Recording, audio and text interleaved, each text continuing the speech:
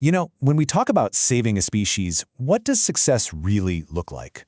For the longest time, the story of conservation was all about avoiding disaster, about pulling animals back from the brink of extinction. But that whole narrative is changing. So let's dive into that evolution, from just tracking peril to actually celebrating progress. It really all starts with this one simple question. How do we measure hope? How do you put a number on the comeback of a species?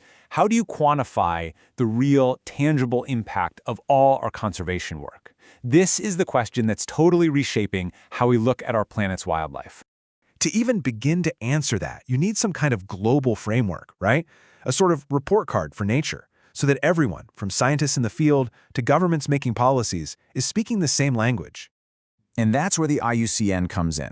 This organization has been around since 1948, and it's grown into the world's biggest environmental network. Countries like India are members, and together they help set the global standard. They're basically the official scorekeepers for nature. For decades, the IUCN's most famous tool has been this thing called the Red List. Now, the best way to think about it is exactly like a report card, but instead of grades, it tells you how close a species is to disappearing forever. So the Red List lays out this whole journey using different categories. It's a spectrum of risk, starting from least concern, which is pretty safe, all the way over to extinct. For years, this has been the go-to way to sound the alarm bell for species that are in serious trouble. But what if we could measure more than just the danger? What if we could actually measure progress? Well, that's the whole idea behind the green status. It was launched in 2021. And it's a brand new way of looking at things, designed not just to track how bad things are, but to map out a species' path toward full recovery. And that, right there, is the huge shift in perspective. The Red List tells us how close a species is to falling off the cliff. But the green status, it shows us how far it's come back from the edge and how much further it has to go to be truly thriving again. It's like we're finally moving from just playing defense to playing offense. Okay, so that's the theory. But let's see how this stuff actually applies in the real world. We're going to look at some absolutely incredible conservation stories that are happening in India right now. Let's kick things off with this number, 50. Why 50? Well, it's for the upcoming 50th anniversary of one of India's biggest wildlife success stories, the Crocodile Conservation Project, which got started way back in 1975. Now, before this project, all three of India's native crocodile species were in serious trouble. But today, after decades of hard work, their populations have made this incredible comeback, from the massive saltwater crocodile to the super unique long-snouted gharial. And this just shows you how focused the effort has been. Get this. The state of Odisha is the only place that has dedicated conservation centers for all three of these different species. That's a huge testament to how comprehensive this whole project has been. All right, so from the rivers to the forests, let's talk about another icon, the Asiatic lion. This is a really special big cat, and its very last wild population on the entire planet is found right there, in and around India's Gir National Park. You might think a lion is a lion, right? But there are some pretty cool differences here.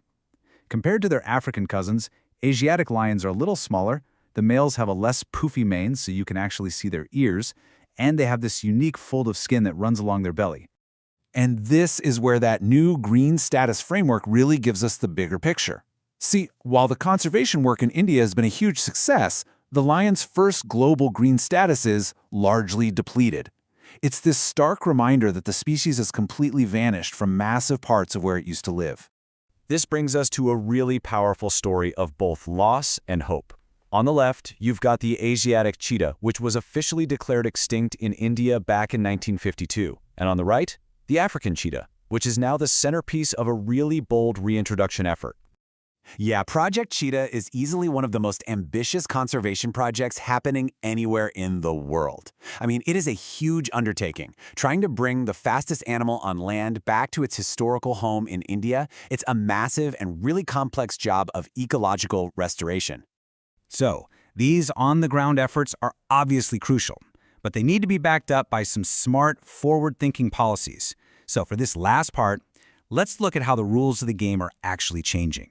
So there are these new regulations coming in 2025, and they're all about making sure the benefits we get from nature's resources are shared more fairly. This means companies have to get permission before they access any resources. The rules also tie benefit sharing rates to a company's turnover, so bigger companies pay more, especially if they're using high-value resources. And they bring a brand new and super important concept into the mix.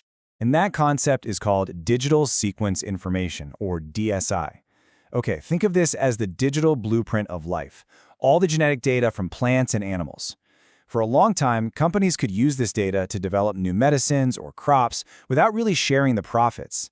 Now, by regulating DSI, these new policies make sure that the value from nature's genetic library flows back to help protect the very ecosystems it came from. It's a game changer. So the big takeaway here is that conservation isn't just about putting up fences anymore. It's about creative policies, it's about new economic models, and it's about finding sustainable ways to fund the protection of our planet's amazing biodiversity for the long, long haul. We started by asking how we measure hope, and we've seen this shift from a red list that just tracks risk to a green status that tracks recovery. Our planet's report card is definitely changing, which leaves us with one final thought. What's it going to take to turn every story of peril into a story of progress?